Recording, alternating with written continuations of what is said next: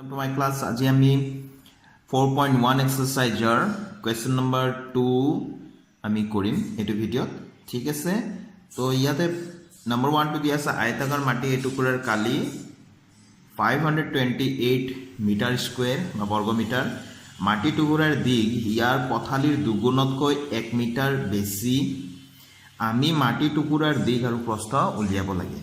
কথাটো আমি ইয়াতে সম্পূৰ্ণ সমাধান কৰিব নালাগে ইয়াত কৈছে যে তলৰ পৰিস্থিতি কেইটাক দ্বিঘাত সমীকৰণৰ আৰ্হিত প্ৰদৰ্শন কৰিব লাগে কেৱল আমি দ্বিঘাত সমীকৰণ এটা এই যেটো পৰিস্থিতি দিয়া আছে পৰিস্থিতিৰ দ্বিঘাত সমীকৰণ এটা আমি বনাই দিব লাগে ঠিক আছে ইয়াত এতিয়া আমি ধৰি ললো লেট আয়তাকাৰ মাটি টুকুৰাৰ প্ৰস্থ x মিটাৰ এতিয়া কথাটো হল দিঘো আমি ধৰিব পাৰিলো ইয়াত দিঘ ধৰিব পাৰিলো হয় প্ৰস্থটো কে কেলে ধৰিলো কাৰণ আমাৰ প্ৰশ্নত দিয়া আছে তোমালোকে ভালকৈ মন কৰি পঢ়িবা যে দ্বিতীয় যেটো লাইন আছে তাত দিয়া আছে মাটি টুকুৰাৰ দিঘ ইয়াৰ পথালিৰ দুগুণতকৈ 1 মিটাৰ বেছি দিঘটো পথালিৰ লগত তুলনা কৰা হৈছে তো আমি পথালিটো আগতে লৈ লওঁ প্ৰস্থ আমি x মিটাৰ বুলি ধৰি ললো তেন্তে যদি x মিটাৰ হয় তেন্তে দিঘটো কিমান হ'ব দিকটো কৈছে যে পথালিৰ x টো আছে পথালিৰ দুগুণতকৈ 1 মিটাৰ বেছি দুগুণৰ লগত 1 প্লাস কৰি দিয়া হয়নে আমি এনেকৈ বনাব লাগে তো সেই কাৰণে আমি প্ৰশ্নটো আগতে ধৰি লৈছো পথালিৰ লগত দিকটো তুলনা কৰা হৈছিল সেই কাৰণে পথালিটো আগত ধৰি ললে দিকটো আমি লিখিবলৈ সুবিধা হ'ব তো আমাক দিয়া আছে ইয়াতে আমি প্ৰশ্নমতে বুলি লিখিম প্ৰশ্নমতে যে কালি কিমান দিয়া আছিল কালি ইকুয়াল টু 528 মিটাৰ স্কয়াৰ বৰ্গ মিটাৰ মানে মিটাৰ স্কয়াৰ তো কালি মানে কাৰ কালি আয়তাকাৰ মাটি টুকুৰাৰ আয়তাকাৰৰ মাটি টুকুৰাৰ মানে আয়তৰ কালি কি আছিল দিগ পূৰণ প্ৰস্থ নহয় জানো দিগ মানে কিমান আছে x কিমান আছিল টুৱাইস x প্লাস 1 দিগ মানে এটো আছিল টুৱাইস x প্লাস 1 আৰু প্ৰস্থ কিমান আছে x আছে হয়নে তো 528 হয়নে তো এটো আমি ভাঙি দিও twice x square plus x1 যা x 528 তো আমি সাইড চেঞ্জ কৰি ফেলে লৈ আনো 528 ইকুয়াল টু 0 এটো হৈ গল আমাৰ প্ৰয়োজনীয় সমীকৰণটো এতেকে সমীকৰণ 1 টোৱে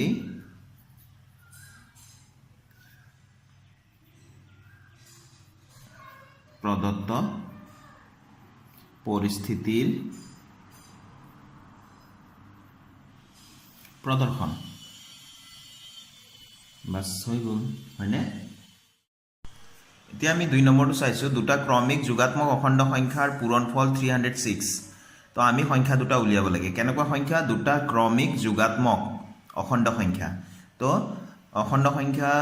কেনেকুৱা হ'ব লাগে যোগাত্মক মানে ধনাত্মক ক্ৰমিক হ'ব লাগে ক্ৰমিক মানে প্ৰথমটো যদি 5 হয় দ্বিতীয়টো কিমান হ'ব লাগিব 6 অৰ্থাৎ 5 + 1 তো আমি সংখ্যা দুটাটো আমি নাজানো গতিকে ক্ৰমিক সংখ্যা ধৰিব লগিয়া হলে সদায় x আৰু x + 1 এ আমি ধৰিম ঠিক আছে হিহঁতৰ পূৰণফল কিমান বুলি কৈছে মাল্টিপ্লিকেশন আমি দুইটাৰ আমি মাল্টিপ্লাই কৰিলে 306 পাম বুলি কৈছে ঠিক আছে এতিয়া আমি কৰো Number 2 solution to very simple হয় কাৰণে মই লিখি ৰাখিছো let ক্ৰমিক যোগাত্মক সংখ্যা দুটা x আৰু x + 1 ধৰিলো according to question অৰ্থাৎ প্ৰশ্ন মতে কি কৈছে x আৰু x + 1 দুইটাক এটো ব্ৰ্যাকেট দিম পূৰণ কৰিছো ইকুয়াল কিমান হ'ব লাগে 306 পূৰণ কৰি দিলো x * x x² x এগুণ x 306 ক আমি এই সমান চিনৰ এটো পাৰে লিখিম মাইনাস হ'ব তেনেহলে 306 = 0 তো ইয়াতো আমি নামটো এইবিলাক গুটেবিলাক প্ৰশ্নবিলাক ভিন্ন ভিন্ন বেলেগ বেলেগ হয় সেই কাৰণে আমি ইয়াতো 1 নম্বৰ বুলি দিলো 1 নম্বৰ এতেকে সমীকৰণ 1 টোই হল প্ৰদত্ত পৰিস্থিতি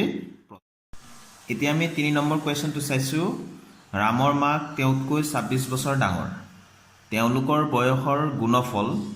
আজিৰ পৰা 3 বছৰ পিছত হ'বকৈ 360 ৰামৰ বৰ্তমান বয়স আমি উলিয়াব লাগে ধৰি ললো লেট ৰামৰ বৰ্তমান বয়স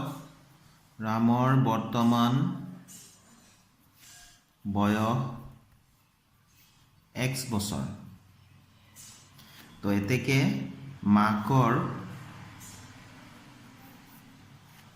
বৰ্তমান বয়স কিমান হ'ব প্ৰশ্নত দিছিলে প্ৰথম লাইনটো যে ৰামৰ মাক তেওঁতকৈ 26 বছৰ ডাঙৰ যদি ৰাম যদি x বছৰ হয় ৰামৰ মাহ কিমান হ'ব x ৰ লগত 26 প্লাস কৰি দিব লাগিব ইমান বছৰ হয়নে কাৰণ ৰামতকৈ 26 বছৰ ডাঙৰ গতিকে 26 টো প্লাস কৰি দিলে ৰামৰ লগত হেতু হ'ব মাকৰ বয়স তেওঁলোকৰ বয়সৰ গুণফল আজিৰ পৰা 3 বছৰ পিছত হ'বগৈ 3 বছৰ পিছত এতিয়া 3 বছৰ পিছৰ কথাটো আমি উলিয়াই থব লাগিব নহয় জানো 3 বছৰ পিছত এই কথাটো আমি আগতে কৈ লওঁ 3 বছৰ পিছত ৰামৰ বয়স হ'ব কিমান হ'ব ৰামৰ বয়স আজি যদি 5 বছৰ আছে 3 বছৰ পিছত কিমান হ'ব 8 বছৰ হ'ব মানে প্লাস তো আজি x যদি হয় 3 বছৰ পিছত ৰামৰ বয়স কিমান হ'ব x + 3 তো একেদৰে মাকৰ বয়স কিমান হ'ব মাকৰ বয়সও ৰৈ নাথাকিব নিশ্চয় 3 বছৰ পিছত ইমানে বেছি হ'ব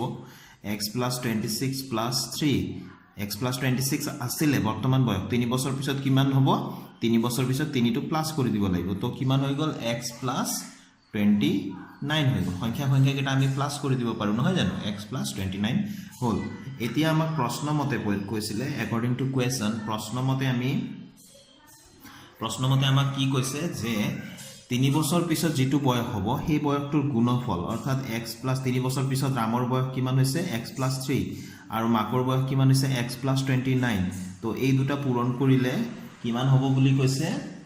প্ৰশ্নত কৈছিলে আমাক 360 ঠিক আছে এতিয়া আমি পূৰণ কৰি দিম তো আমি পূৰণবিলাক তো জানোৱেই ইয়াৰ দুটা গ্ৰুপ যদি আছে এটা গ্ৰুপৰ প্ৰত্যেকটো পদেৰে দ্বিতীয়টো গ্ৰুপক আমি পূৰণ কৰিব লাগে তাৰ মানে x ৰে এবাৰ x + 29 গুটেইটো আকৌ +3 ৰে x + 29ক গুটেইটো আৰু ইফালে 360 টো আছে 360 আমি এনেকৈ লিখিম তো এতিয়া মাল্টিপ্লাই কৰিম বাহিৰত থকা সংখ্যাটোৰে ভিতৰত থকা প্ৰত্যেকটো পদকে আমি পূৰণ কৰিব লাগে x * x x²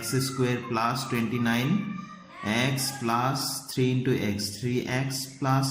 3 9 27 carry 2 3 to the 6 and 2 87 হল নহয় জানো তো আৰু 362 আমি সাইড চেঞ্জ কৰি এফালে লৈ আনিলো ইকুয়াল 0 কৰি দিলো ঠিক আছে এতিয়া এটো x² প্লাস এটো কিমান হ'ব 29x + 3x 32x আৰু এটো যদি আমি মাইনাস কৰি দিও 362 ডাঙৰ গতিকে এটো 10 ৰ পৰা 7 গলে 3 ইয়াত থাকিলে 5 15 ৰ পৰা 8 গলে 7 ইয়াত থাকিলে 2 273 ইকুয়াল 0 তো এটো হৈ গল প্ৰদত্ত পৰিস্থিতিৰ দ্বিঘাত সমীকৰণ এতেকে ইয়াতো এটা নাম দি দিও যে এতেকে আমি কি লিখি দিম সমীকৰণ 1 টোৱে প্ৰদত্ত পৰিস্থিতিৰ প্ৰদৰ্শন তো এয়া শেষত মই এনেকৈ লিখি দিলো সমীকৰণ 1 টোৱে প্ৰদত্ত পৰিস্থিতিৰ প্ৰদৰ্শন এতিয়া আমি question number 2 4 অৰ্থাৎ লাস্ট কোৱেশ্চনটো আমি মন কৰিম এখন ৰেলগাড়ীয়ে 480 কিলোমিটাৰ পথ এটা সমান দ্ৰুতিত ভ্ৰমণ কৰে টোটাল মানে ডিসটেন্সটো হৈ গল 480 যদি এই দ্ৰুতি প্ৰতি ঘণ্টাত 8 কিলোমিটাৰ কম হলহেতেন তেন্তে একে সমান দূৰত্ব আগুৰিবলৈ 3 ঘণ্টা বেছি ললেহেতেন যদি মানে দ্ৰুতি যেটো স্পিডত গৈ আছে স্পিডটো যদি আমি 8 কিলোমিটাৰ পাৰ আৱাৰ 8 কিলোমিটাৰ প্ৰতি ঘণ্টা যদি আমি কমাই দিলোহেতেন তেনেহলে হে একেখিনি সমান দূৰত্ব যাবলৈ হলে 3 ঘণ্টা বেছি ললেহেতেন ঠিক আছে আমি ৰেলগাড়ীখনৰ দ্ৰুতি উলিয়াব লাগে এতিয়া ৰেলগাড়ীটো কিমান স্পিডত গৈ আছিল হেতু উলিয়াবৰ কাৰণে যেটো আমাৰ সমীকৰণ হ'ব লাগে সেই সমীকৰণটোহে আমি বনাব লাগে ঠিক আছে আমি ইয়াত সম্পূৰ্ণ সমাধানটো কৰিব নালাগে জাস্ট আমাক কি কৈছিলে প্ৰশ্নটোত যে পৰিস্থিতি কেইটাৰ দ্বিঘাত সমীকৰণৰ আৰ্হিক এটা আমি বনাই দিব লাগে ন তো আমি প্ৰথমতে ধৰি লম লেট ট্ৰেইনৰ দ্ৰুতি বা ৰেলগাড়ী যি কৈছে আৰু ৰেলগাড়ীৰ দ্ৰুতি মানে হৈ গল স্পিড দ্ৰুতি x কিলোমিটাৰ প্ৰতি ঘণ্টা তো x কিলোমিটাৰ পাৰ আৱাৰ 1 ঘণ্টাত x কিলোমিটাৰ যায় মোট দূৰত্ব দিয়া আছে মোট দূৰত্ব টোটাল ডিসটেন্স তো দিয়া আছে 480 কিলোমিটাৰ ঠিক আছে এটো দিয়া আছে তো এতিয়া আমি যেহেতু আমি জানো এটা সূত্র আছে বিজ্ঞানৰ যে কি আছিলে দ্ৰুতি ইকুৱেল টু দূৰত্ব বাই সময়, দূৰত্ব ডিস্টেন্স বাই টাইম, সময় নহয় জানো। এতিয়া আমাক ইয়াত যদি সময় লাগে, সময়টোক আমি কেনেকৈ কৰিম, আমি সময় উলিয়াব লাগে। ধৰা সময় ইকুৱেল টু সময়টো ক্ৰছ হ'ব, দ্ৰুতিটো ইফালে আহি যাব, দূৰত্ব। এই ফৰ্মুলাটোৰ পৰাই আমি সময়ৰ ফৰ্মুলাটো উলিয়াব পাৰোঁ, সময় ইকুৱেল টু দূৰত্ব বাই দ্ৰুতি। ঠিক আছে, এইটো। এতিয়া আমি ইয়াত সময় নিৰূপণ কৰিম। যদি 480 কিলোমিটাৰ টোটেল ডিস্টেন্স ইমান যায়, 480 কিলোমিটাৰ 480 কিলোমিটাৰ যাওঁতে দ্ৰুতি x কিলোমিটাৰ প্ৰতি ঘণ্টা হয়, তেন্তে সময় হ'ব সময় কিমান লাগিব। 480 কিলোমিটাৰ যাব লাগে, দ্ৰুতি আছে x কিলোমিটাৰ প্ৰতি ঘণ্টা, তেতিয়াহ'লে সময় কিমান হ'ব। সময়টো চাবা দূৰত্ব বাই দ্ৰুতি। দূৰত্বটো কিমান আছে 480 আৰু দ্ৰুতিটো কিমান বুলি কৈছে x, তো এইটো x, ইমান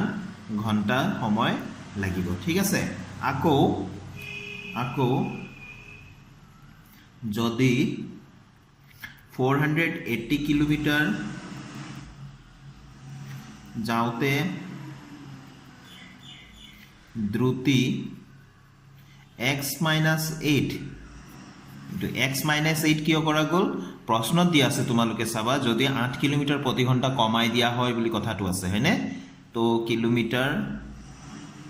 প্ৰতি ঘণ্টা হয়,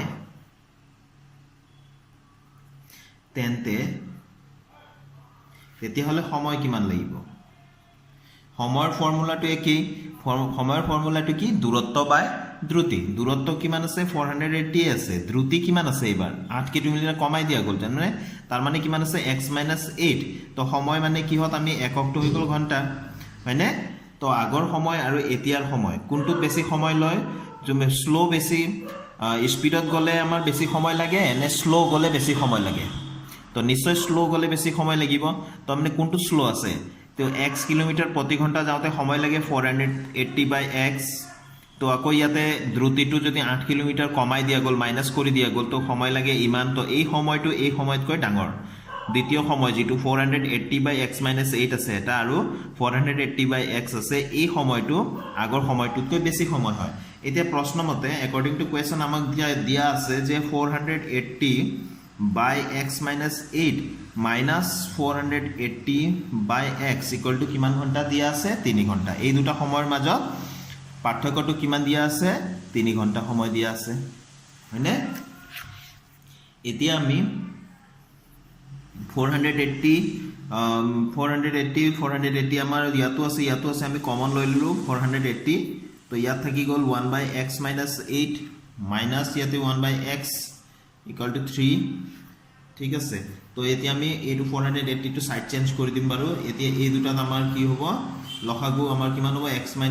8 ইনটু x, কাৰণ আমি দুইটা সংখ্যা আমি নাজানো, গতিকে দুইটাকে পূৰণ কৰি থ'ব লাগে। তো x - 8 দি লসাগুক যদি হৰণ কৰা যায়, x - 8 হৰণ গুচি যাব, থাকি যাব x যিটো থাকিব ওপৰৰ লগত পূৰণ কৰিব লাগিব, x * x। ঠিক সেইধৰণে এইটোৰে আমি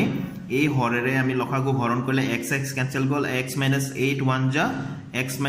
8 হ'ব, কিন্তু আগফালে মাইনাছ আছে কাৰণে আমি ব্ৰেকেটটো দিব লাগিব। ঠিক আছে, আৰু 3 এইটো হ'ল 480টো সাইড চেঞ্জ কৰিম বুলি কৈছিলোঁ, তলত আহিব। তো 316 যা 180, ওপৰত 1 আছে কিন্তু। তো এতিয়া আমি এইটো আমি মাল্টিপ্লাই কৰি দিওঁ, x² - 8x, ওপৰত আমি ব্ৰেকেটটো অপেন কৰোঁ, x - x plus 8 equal to 1 বাই 160। তো x - x এইটো কটাই গ'ল, তো এইটো x² - 8x দি পেলাই 1ক মাল্টিপ্লাই কৰিলে x²